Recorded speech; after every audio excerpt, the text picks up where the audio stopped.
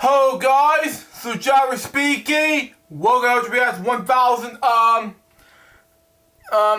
890. Take back to the Lost Barney theme park. Let's begin in 5, 4, 3, 2, 1, go. Theme park. Hold on. Start with the beginning.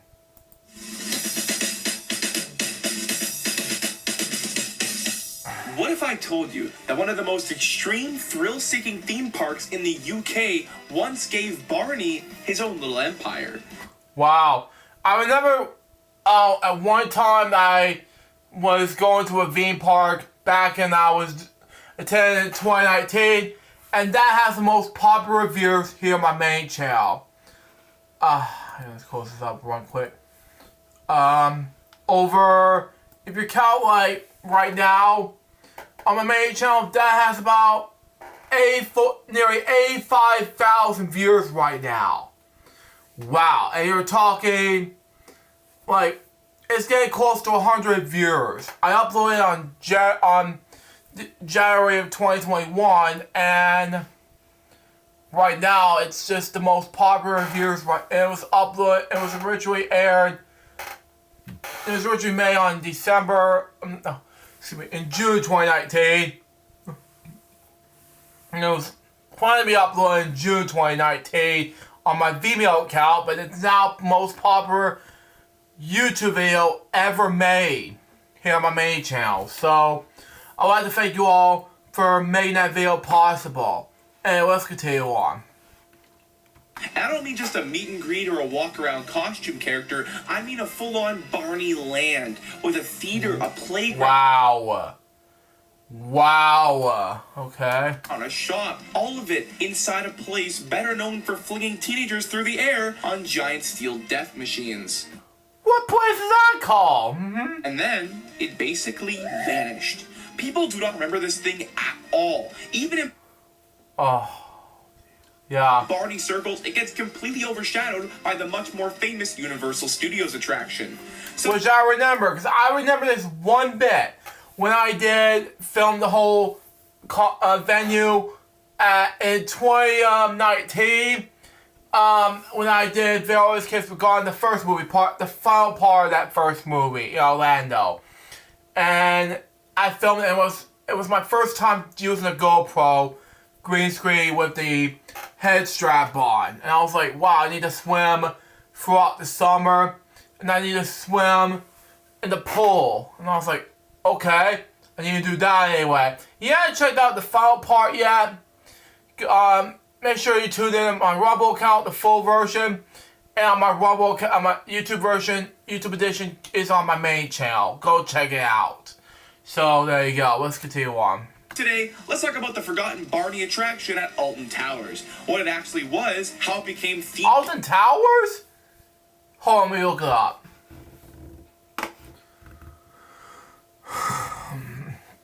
Alton Towers.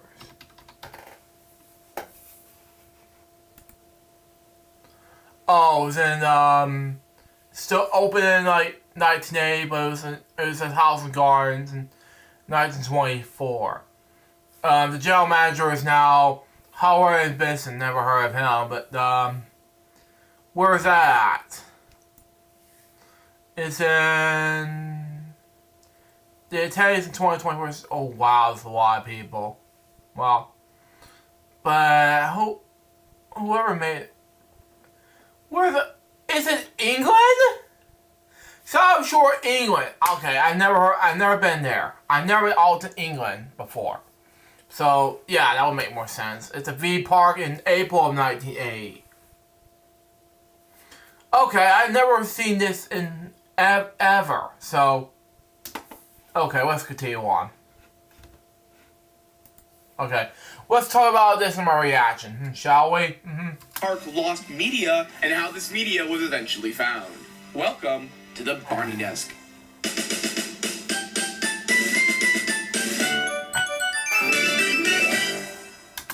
Wow, I thought it was in the States, but okay, before we continue on. I thought that Alton Towers was in the States, but the United States in America, but it's not. Oh well.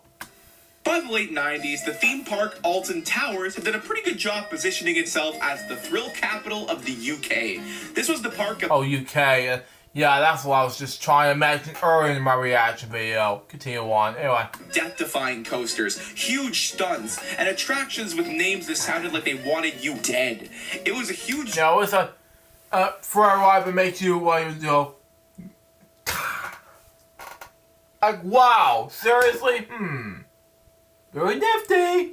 Draw for teenagers and adrenaline junkies. But there was one problem with that strategy. Families with very young kids aren't exactly planning a full resort trip so little Timmy can ride the Smiler.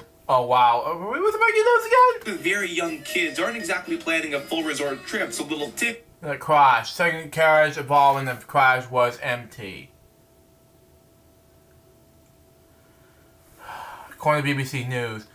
Be part because I have to upload this. Okay, let's continue on. You can ride the Smiler. More specifically, it needed something that could pull in preschoolers, and more importantly, the parents attached to them. And that was scary. at the time, there were very few children's brands bigger or more recognizable than Barney. You're telling me. Now in the UK, Barney had only really broken through in the mid-90s, a little while after the brand's late 80s American start. Tell me.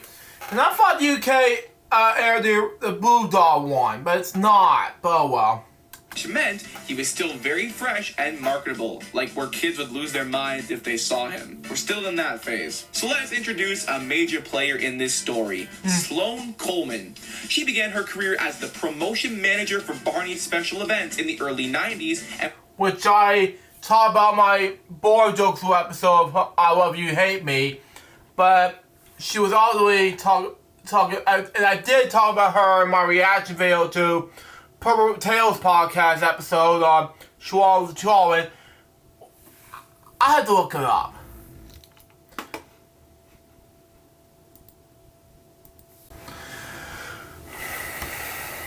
I'm back, folks. Sorry about that. I have found the episode of LJPCBM related to Purple Tales, episode number 14 on Schwallen, and of course, this one person. And eventually, I found, and it still exists, and it was aired on June 2019, and eventually, it still exists. And I think I uploaded it on February of 2021. So apparently, I found the episode of LJPCBM. Thankfully, I found it. So there you go. Let's just continue on. Was later promoted to Senior Vice President for live events at Lyric Studios. And let me tell you here, Deskies, she was not messing around with anything. Exactly, I know it. And I was mentioning it too in my reaction video in 2019. So, especially the Purple Bros podcast, well, especially my board jokes episode of I Love You, Hate Me. So, go check it out on my Rumble account when you get a chance. But this takes over a new level, so there you go. Let's continue on. This is the same woman who once famously demanded $1 million budget and the top rock and roll manager available to produce Barney's inaugural national tour. You know, when I talk about Salon Dion, but I managed this back in 2024, to be honest, and it was like 5 years right after I reacted to Salon Dion episode. Purple Tales, and LJPCBM, but beyond that, it was beyond beautiful to talk about what she said earlier in my reaction video, but it was on there. Continue on. Who's Diva? We love to see it. So at some point, Sloane and the Alton Towers team got in a room and they made it happen. Lyric wanted physical Barney footholds outside North America to strengthen the brand internationally and keep the merch machine humming. Yeah, like, continue on anyway. Alton Towers, they just wanted a big name preschool attraction. It was a very easy handshake. So now, wow. They just wanted a big name preschool attraction. It was a very easy handshake. So now, let's talk about the actual land, because this is where the story gets really good. The plan was to make a mini Barney complex inside the park's family area known as Craig Street. Okay. The building that became Barney's Theater actually had a much older life before the dinosaur moved in, originally being constructed in the 1950s as some kind of funhouse. I never heard of Credit Street before, but does it still exist today? Let me see.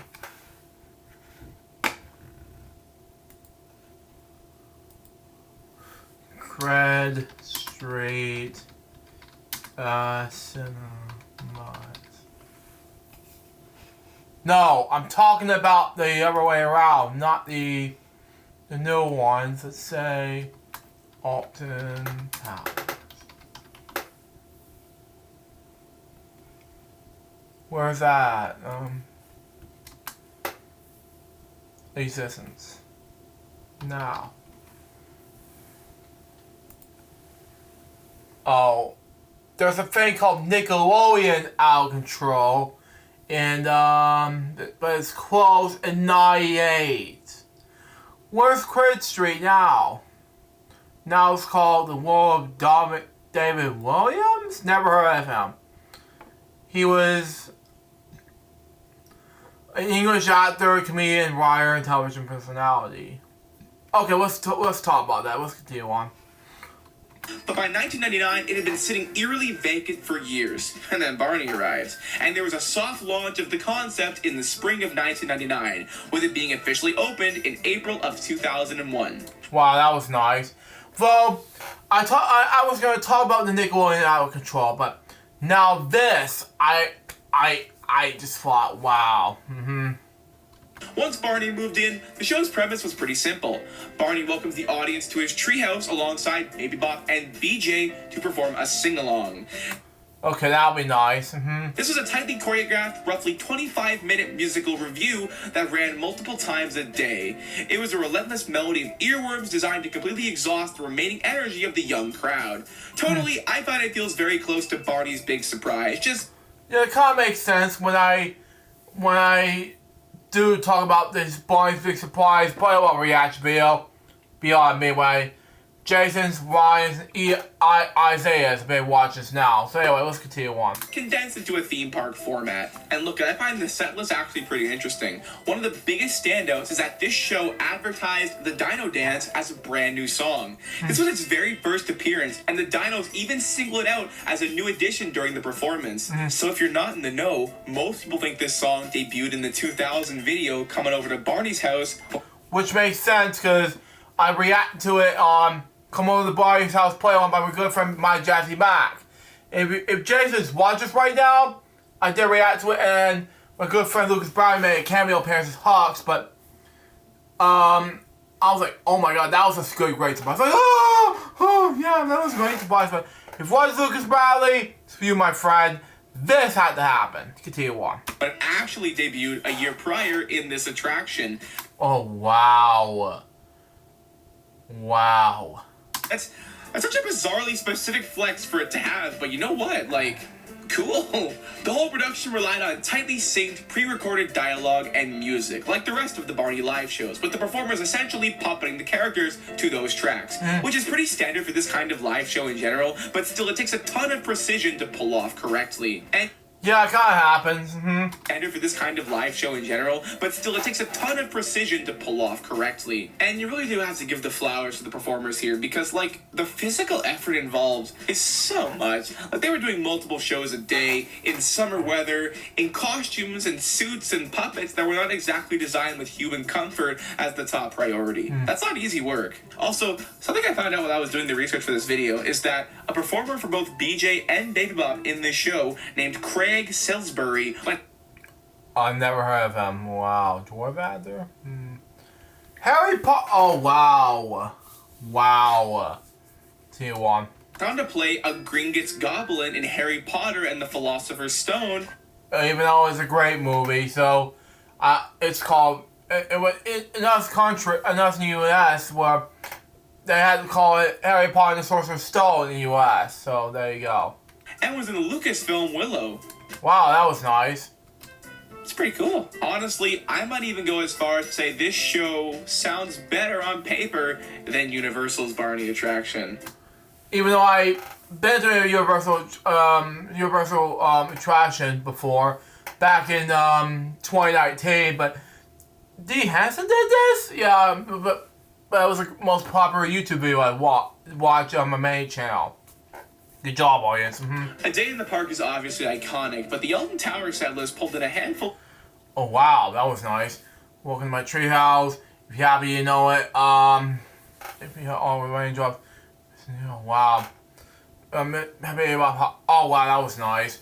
Next I saw Dial Dance, Clapping Song, and I Love You. Very nifty. Continue on. Newer Barney songs at the time, which gives it a bit of a fresher feel than the old standards of the 1995 attraction. Also, I'd say for the most part, the suits are more accurate to the show. Oh wow. And BJ looked tired there. What? And okay, it kind of makes more sense. Baby Bob over there, BJ over there. I haven't made these two suits before. BJ's like odd. The actress's name is Lauren Mayax. She was also in the TV shows season 13 and 14 before it got canceled in let's say season in 2010. So anyway, let's continue on. At least BJ, though I don't know if he looks incredible. Oh God, help me! Towers really did squeeze every little bit of value out of this contract, because by the end they even rolled out a dedicated Christmas version of the show for late 2002 into early 2003. Excuse me, tell me about it. The whole thing got reworked for the holidays, swapping out the usual Barney numbers for Christmas standards like. It got rid of the holidays for some reason? Yeah. 3. The whole thing got reworked for the holidays, swapping out. Oh, we work over the holidays. Okay, swapping. The usual Barney numbers for Christmas standards like. Okay. Frosty the Snowman and Deck the Halls. Very similar to the seasonal overlay Universal would do for its Barney attraction. Would that make more sense? Outside of the live show, the Barney area had a lot more going on. Right next to the theater was Barney's Playground. Okay.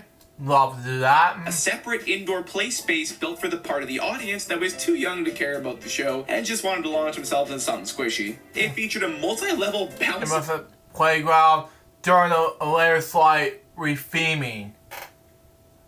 Okay. A castle setup, softball pits, branded inflatable animals, and a nearby cafe area for parents, which, I gotta say, sounds really cool, but it's also perfect from the park's perspective. The kids burn off their energy, the parents get to sit down for 5 seconds, and everybody leaves feeling like they got their money's worth. Awesome. There was also Barney's shop, because, of course there was. If you're gonna bring one of the most successful preschool brands on the planet to your park, you're absolutely gonna make sure there's a retail point nearby. Oh, wow, that was nice.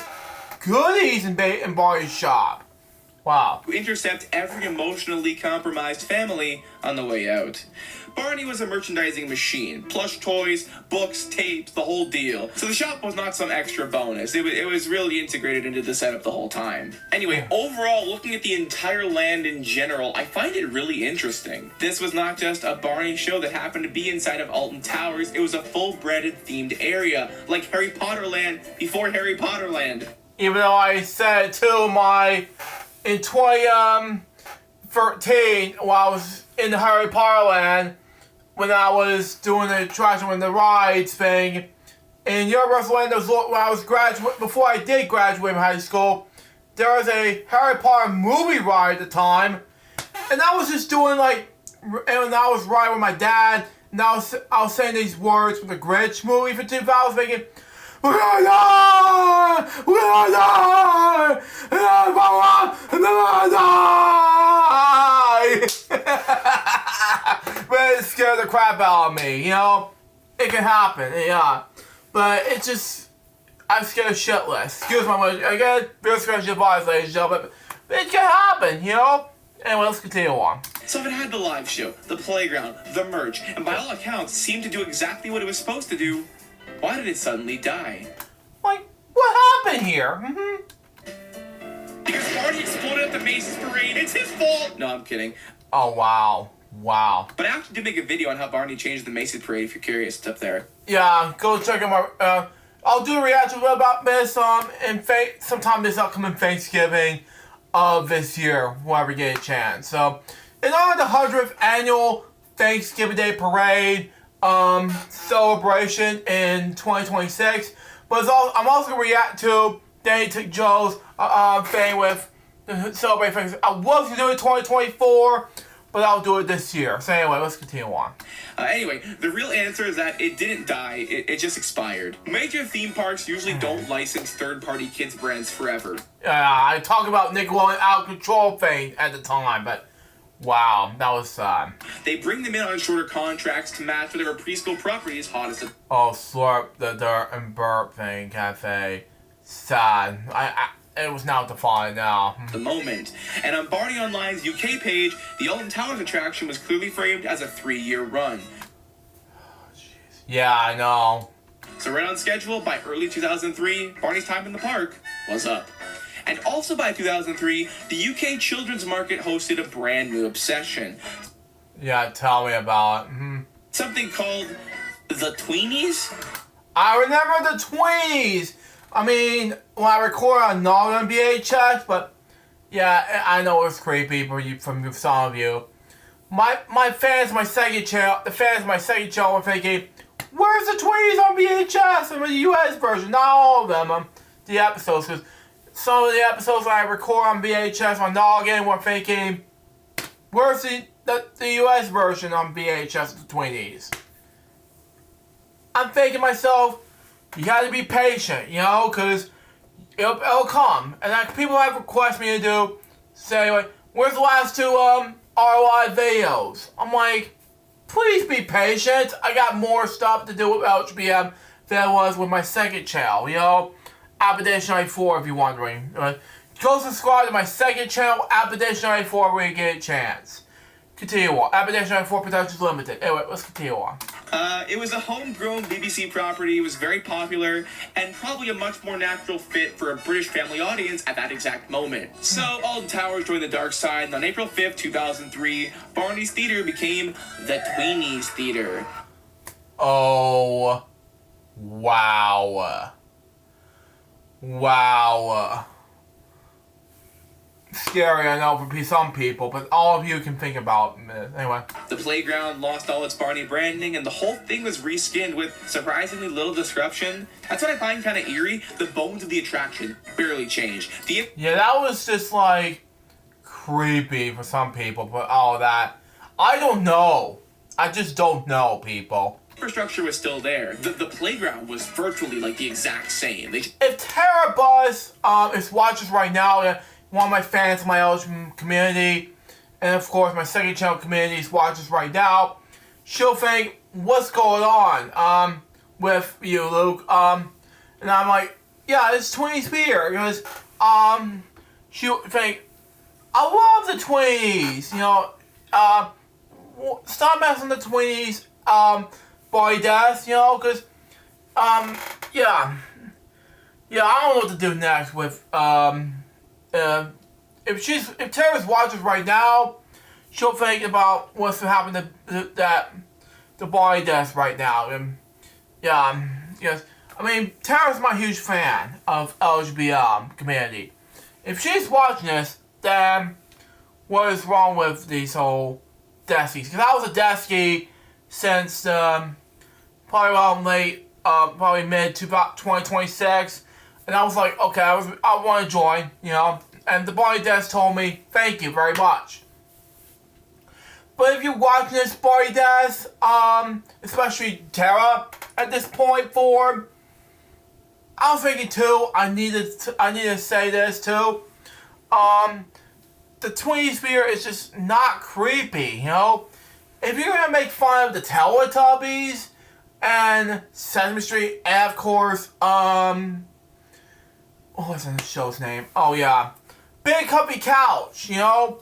Those are shows I enjoyed as a kid, especially Mr. Rogers at that point. God rest his soul, Mr. Rogers' Neighborhood.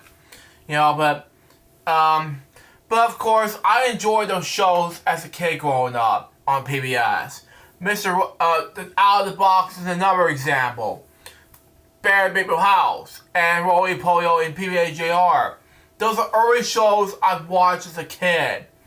I never see Go Go on until Noggin days, you know. 2004 is the first time I watched Go Go on. I've seen Go Go on as probably as a Kids for Character in the early days of my lifetime. That was it. Anyway, with that being said, let's continue on. just peeled the Barney off of it. Anyway, all this tweeny stuff set a precedent for that building to become a revolving door of preschool IPs.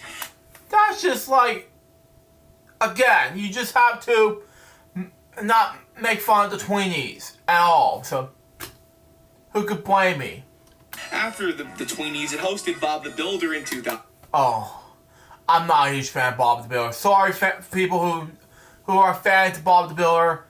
I'm not one of those people.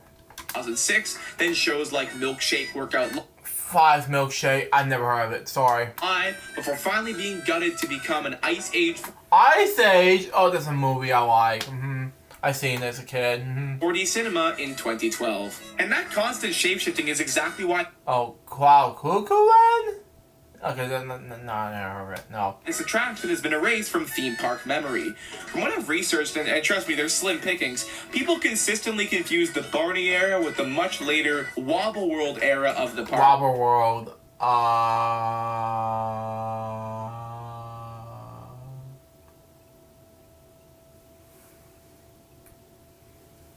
Again, I have to take off my glasses.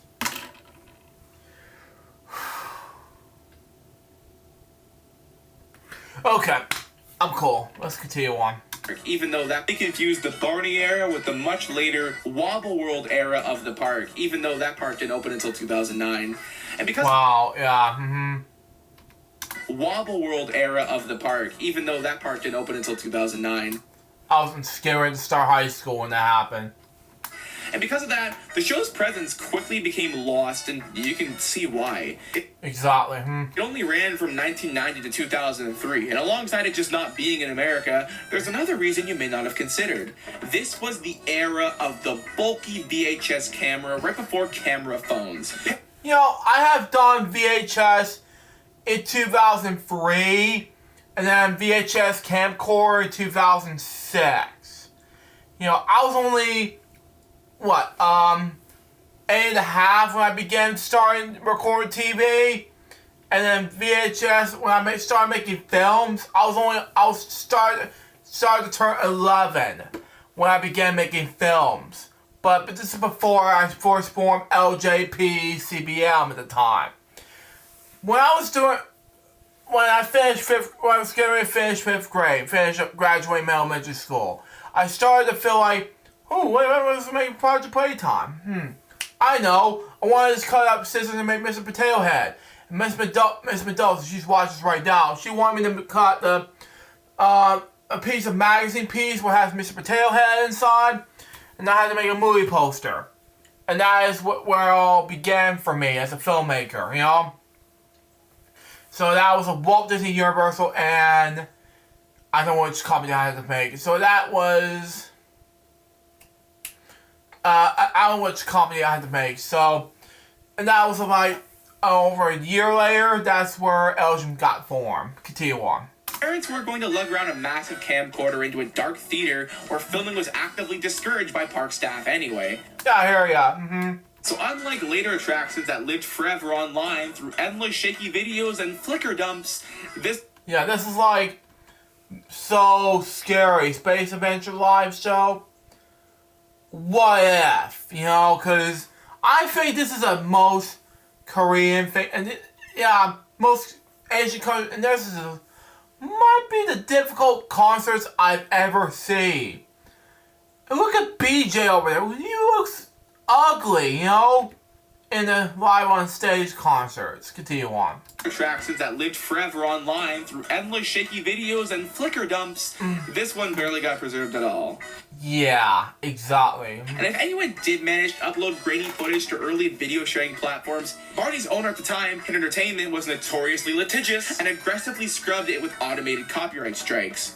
Yeah, tell me about it. Because I was doing my research on my entire videos I made, I uploaded on this Barney V, not Barney V Park, excuse me. What I was trying to say. Oh yes, Barney, stuff on my main channel. Not my main channel, but my second channel, but apparently got me copyright claim. And two of the most, Barney home videos. Apparently I lost track in the videos where unfortunately, two of the most Barney videos was saying like, please, don't upload this at all. You are getting a copyright notice. We're gonna get you a strike in about 7 more days. I'm like, uh-oh. Screw that, I'm gonna have to delete those videos.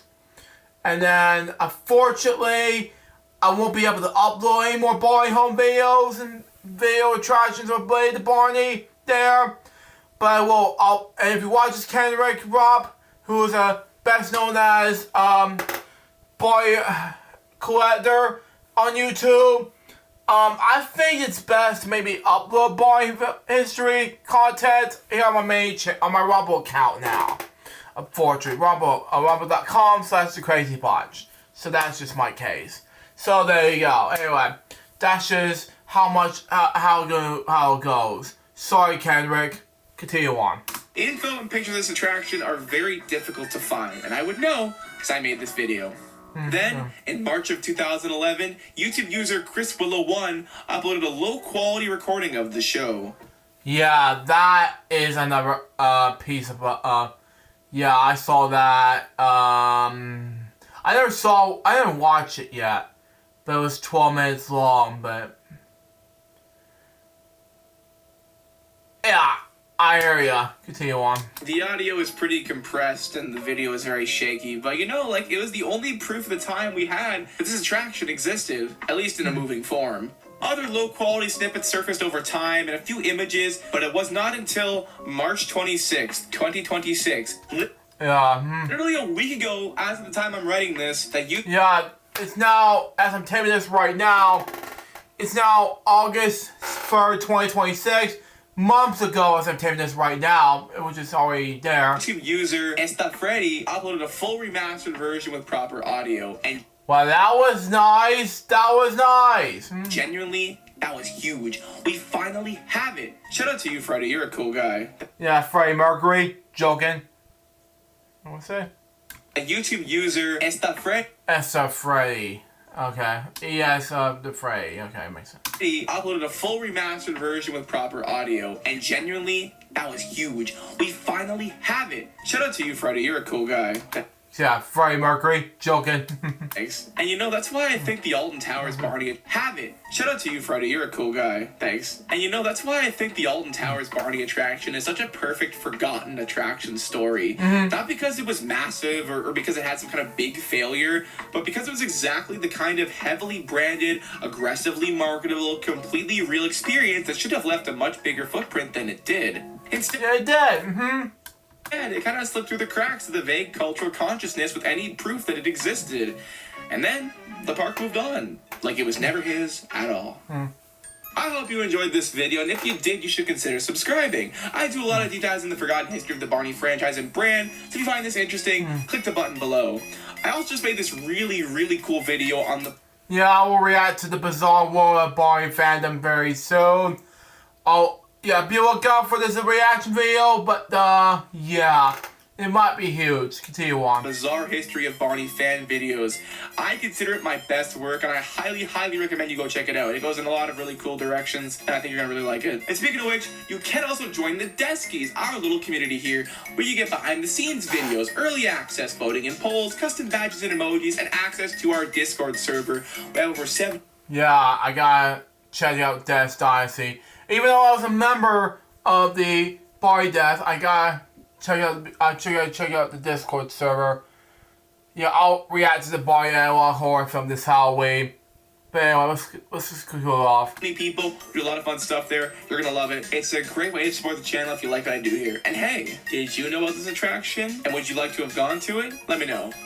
As always, I've been the Barney Desk, and thanks for watching. I thank you for maybe react to it.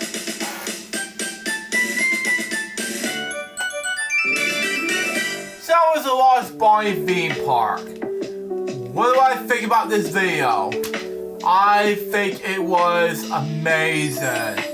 So far this video was a success. That was our episode for LJPCBM 1890. Hope you enjoy it. So there's going to be another brand new episode of LJPCBM 1891. I'm not sure the next episode is gonna be as of yet, but we gotta figure it out for yourselves. Coming up next, there will be a brand new episode of Bedtime Stories, episode number 917, which will be about Minor Mary's Biscuit. Till next time, so Jeff was thinking about a piece of paper. We can more videos to pursue. Till then, just say out. See ya.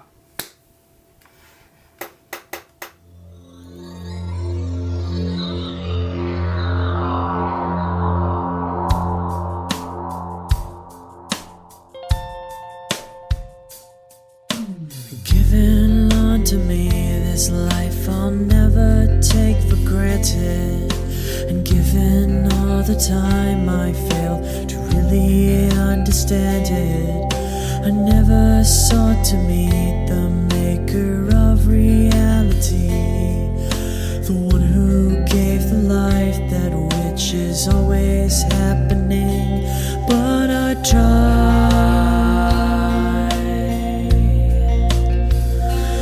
all the time.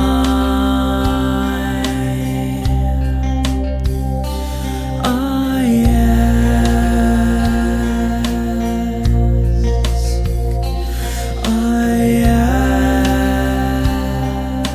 ask, why me? Why was I the one to see things as I do under the moonlight and the sun? Perception is the question, and the giver holds the key, but the only